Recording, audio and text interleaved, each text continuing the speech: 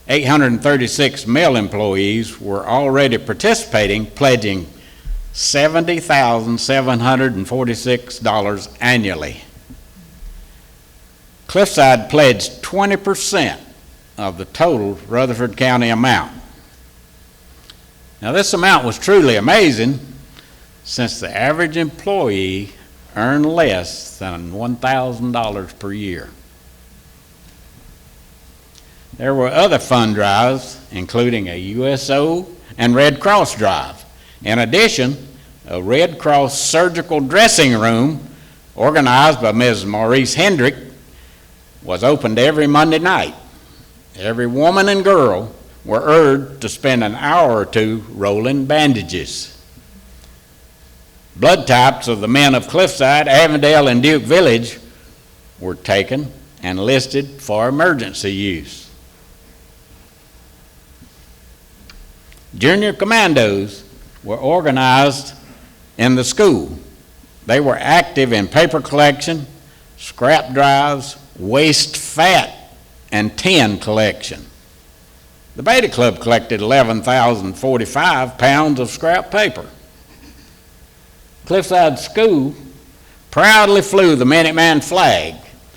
This was a symbol of all-out participation of its students in the war effort through stamp and bond purchases.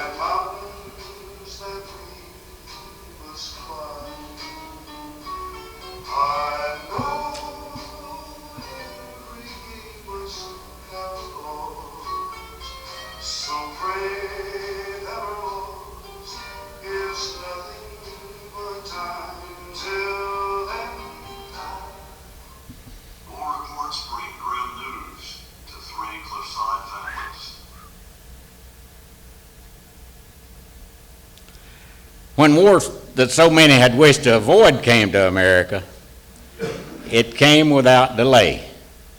In the first week of February 1942, Private First Class Thomas Blanton was accidentally shot and killed at Fort Benning, Georgia.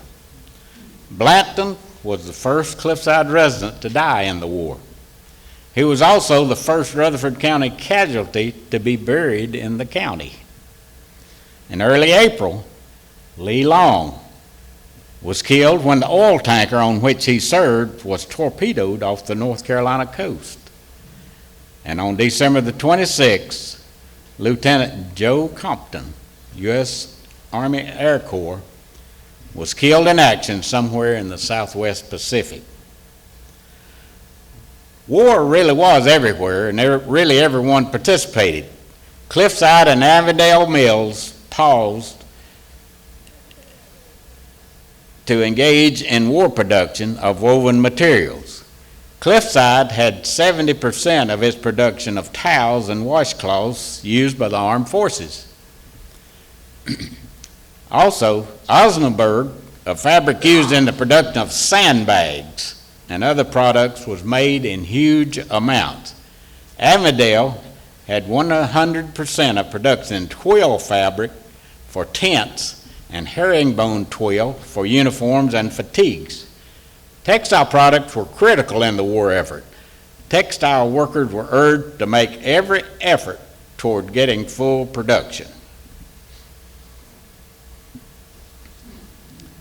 When it became known that Japan's aircraft carriers could never reach the West Coast and that Germany had no carriers, blackouts and the air observation posts were disbanded after 1 year. Wear it out, make it do, or do without. Materials vital to the war effort were collected, often by youth groups, and recycled. On Tin Can Day, residents set out tin cans and surplus grease and fat on porches. These items used in war production would be picked up by Boy Scouts or junior commandos from the school.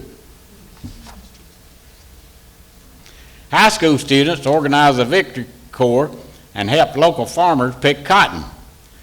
72 bales of cotton were picked by Cliffside students in 1943. Students at Cliffside School also collected 92,000 pounds of scrap metal. A vital program of the government was to collect all available scrap metal for war purposes. The Cliffside Mills and the Haynes Mill at Avondale disposed of and put into war production over 2.5 million pounds of scrap iron and more than 12,000 pounds of scrap brass, zinc, and copper, and 37,000 pounds of waste paper.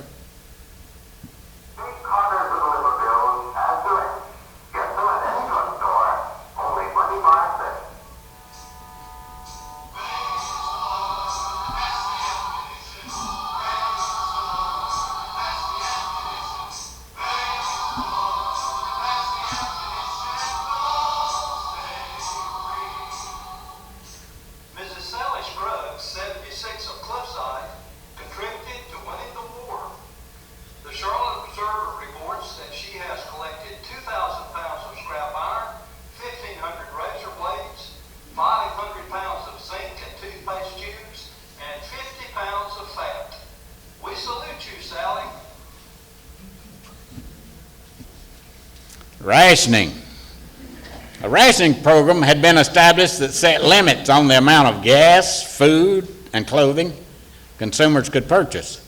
Families were issued ration stamps that were used to buy their allotment of everything from meat to sugar, butter, vegetables, and fruit, to tires, clothing, coal, fuel oil, and gasoline.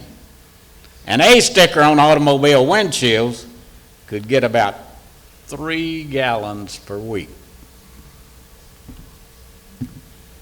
Living in a small town, most folks had relatives or friends who lived on nearby farms and had beef or pork for sale or barter.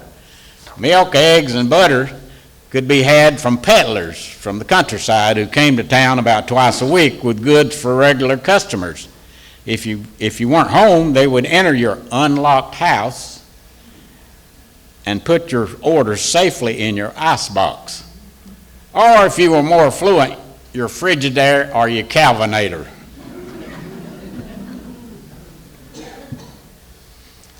Victory Gardens freed up agriculture, produce, packaging, and transportation resources for the war effort and helped offset shortages of agricultural workers. The program fostered morale, patriotism, and a sense of community among participants. During the war, Victory Gardens produced 40% of all vegetables consumed nationwide. Cliffside was fortunate to already have a community cannery for use in preserving vegetables grown by residents. It had been in use several years and was operated in the summer by teachers and high school students. Residents only paid for the cost of the cans. And the Cliffside Railroad received increased allotments of coal, which were also made available for residents' heating use if needed.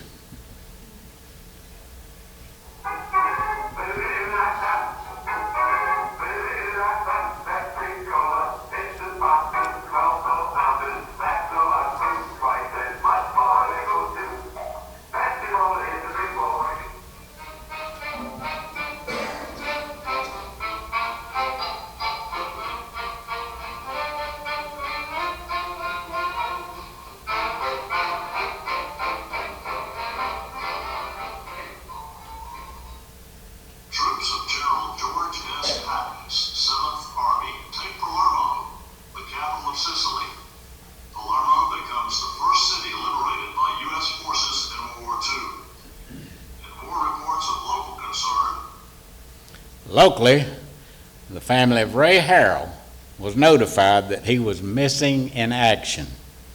And sadly, the family of Lynn Root received word from the War Department that he had been killed in action in Italy. It was common in churches to display a group of framed pictures of those in service. Service flags were everywhere during World War II. Homes of servicemen could have 1 to 4 Blue Star versions. Churches would have a banner of all members serving. Those killed would have the Blue Star replaced with a Gold Star. You hear about Gold Star mothers now. That's those that have lost sons or daughters in service.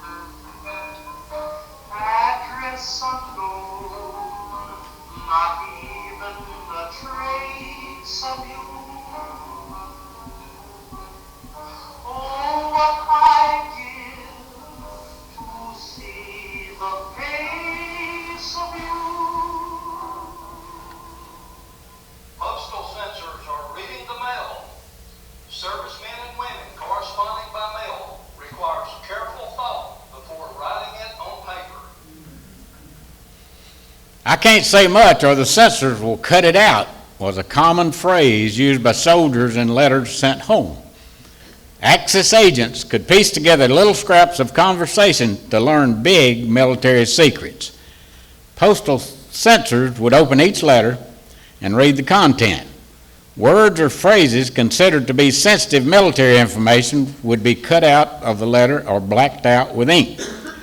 People would do things to get around the censor, such as using lists of words to describe a geographic location or other predetermined code words.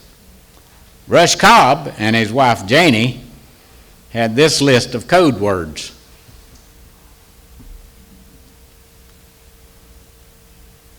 You notice on the left, location is a name, person's name. On the right, there's phrases that mean different things.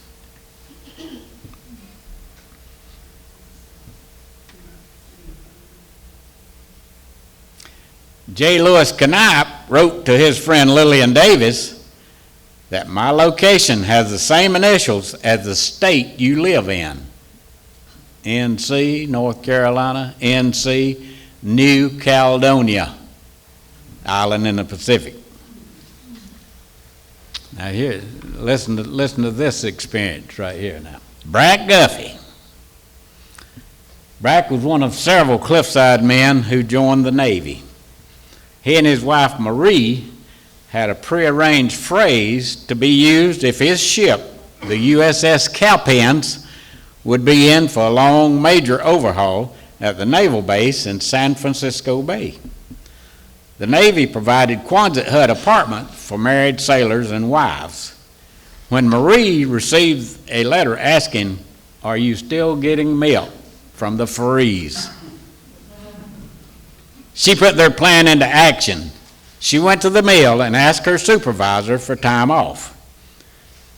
He told her they could not hold the job for her. Next, she went to the school and told her oldest son's first grade teacher that she was taking him out of school for a few days. Mrs. Hames told her that students who missed that much school would not be promoted. Marie promptly cashed their war bonds, borrowed a suitcase, packed a few clothes for her and her two boys, and left their house. She said she didn't even lock the door. Then they took a bus to Asheville, where they boarded a train for the 5-day trip to San Francisco. After staying with Brack for several days, they made the return trip to Cliffside. Marie went back to Cliffside Mill to ask about her job. Her boss, Fred Swing, said, "I've been holding your job for you. I knew you would be back." So she went to the school, and Ms. Hames' teacher's register includes the attendance record for Jim Guffey. It lists the days absent, but written above the X marks it states, "Father is in the Navy, went to California to see his father, will return to Cliffside."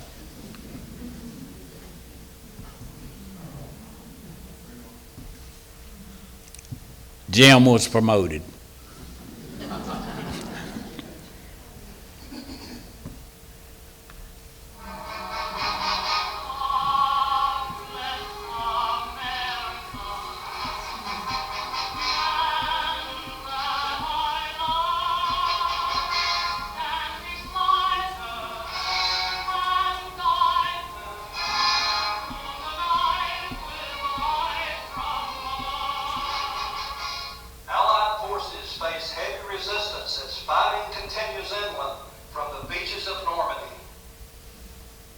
Cliffside war deaths continue to increase.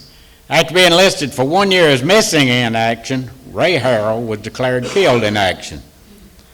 Bobo Kirby was killed in France. Otha Harmon died because of wounds while fighting on the North Burma front. John Womack died from wounds suffered in battle in Germany. Private First Class Toy Roop was killed in action in France. His brother, Lynn Roop, was killed in Italy a year earlier. This was the first time that 2 war deaths had occurred in the same family in Rutherford County. But before the war was over, it would happen 2 more times to other families. And the wife of Lester Thrift received word from the War Department that he had been captured by the Germans and was a prisoner of war in Stalag 7A in Moosburg, Bavaria.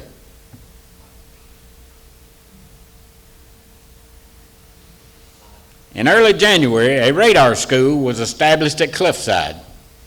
H.C. Beatty was in charge. 12 students were enrolled, and courses included mathematics, physics, electricity, radio, and shop practices. In 1945, the war was finally coming to an end, slowly and at a great cost. The war in Europe was almost over, but men were still dying there.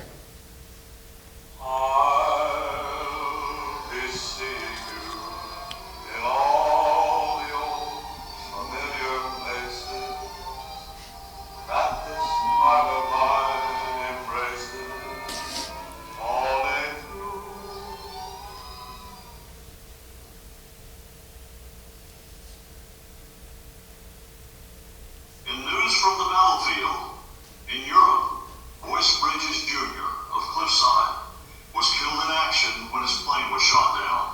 In the Pacific, Rush Cobb, also of Cliffside, was killed in the Philippines.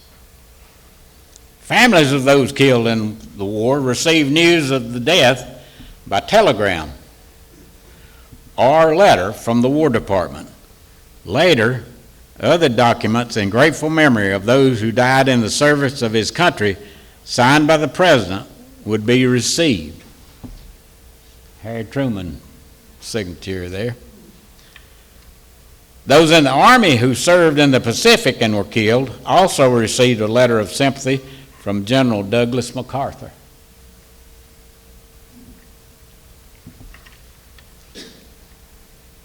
Also, certificates for the Purple Heart and other commendation letters would be sent.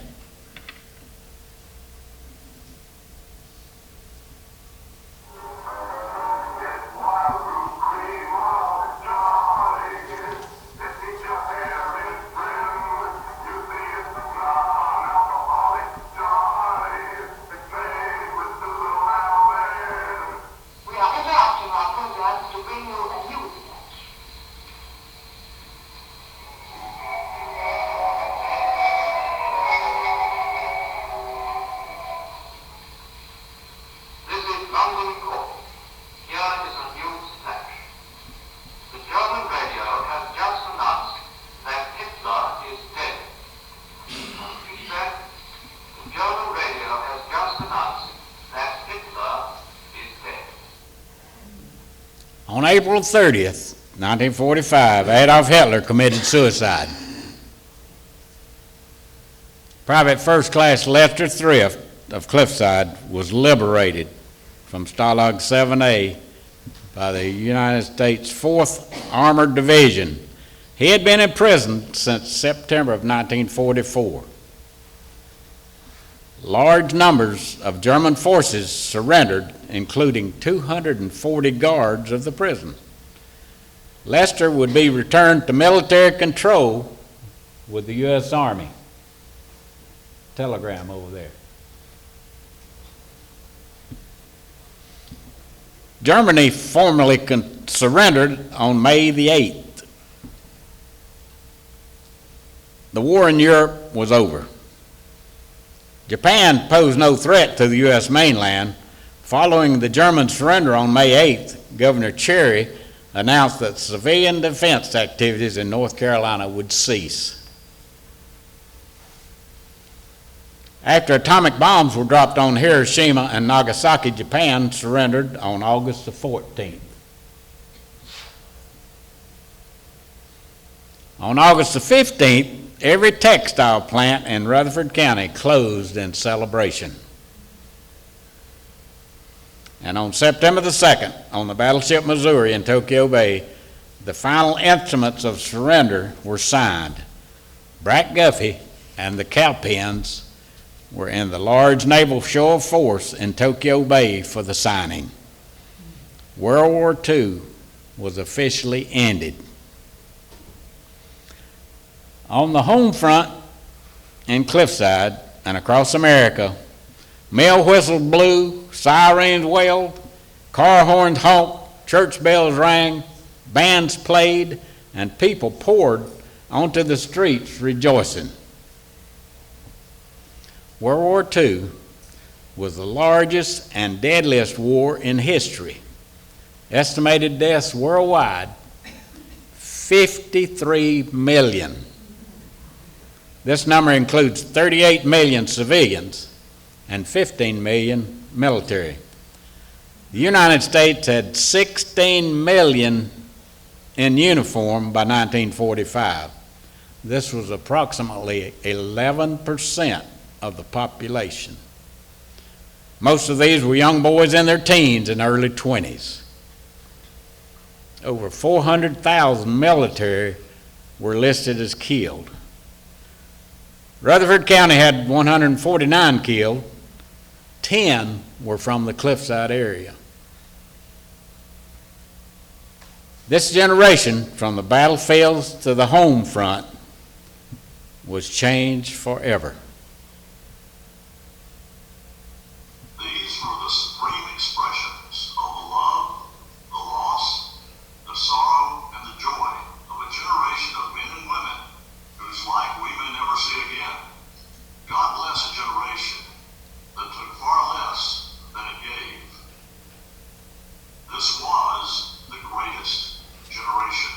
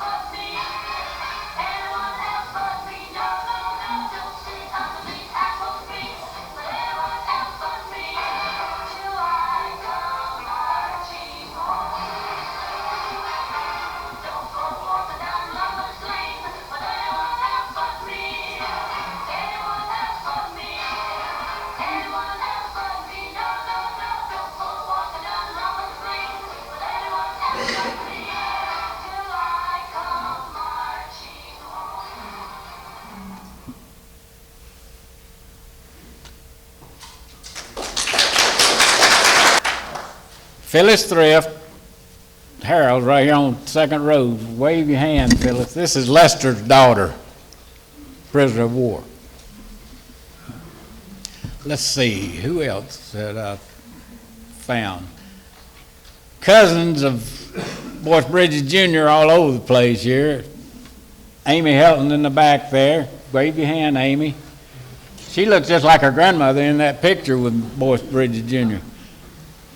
Sam Cargill and Ann Cargill down here, they're cousins. So there's relatives all over. There's somebody else in here. Who haven't I recognized out of that bunch? Judy Yelton. Uncle was Ray Harrell. So it was a local event on a worldwide stage. And I'm just honored to be able to give tribute to the generation that, as the narrator said, we'll probably see no more because we're too divided.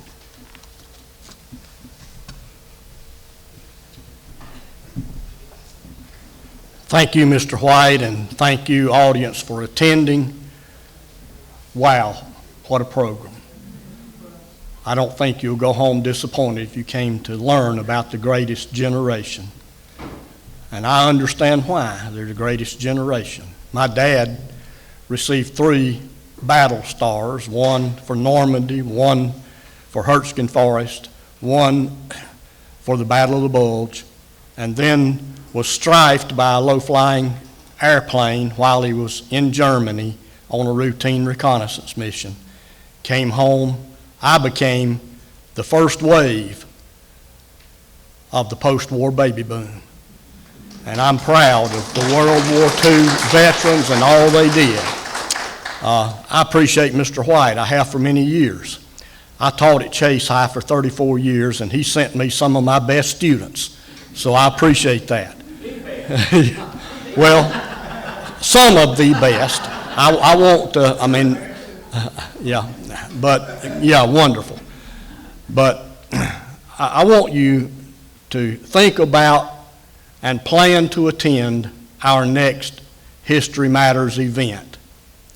December the 7th, Thursday, December the 7th, right here at 5:30, and we will have a program about Native Americans.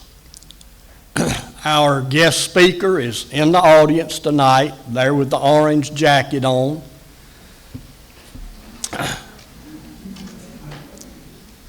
Mr. Jenkins is a Rutherford County native. He's now a native or a resident of Gaffney, South Carolina. But he graduated from Isothermal Community College. He graduated from Fruitland Bible College. He served in Mozambique as a missionary for many years. He's a Vietnam veteran. And he spent at least 25 years researching and studying about Native Americans. And he has a treasure chest of artifacts of the Native Americans. And his program is going to be about the history of Native Americans from the ice bridge to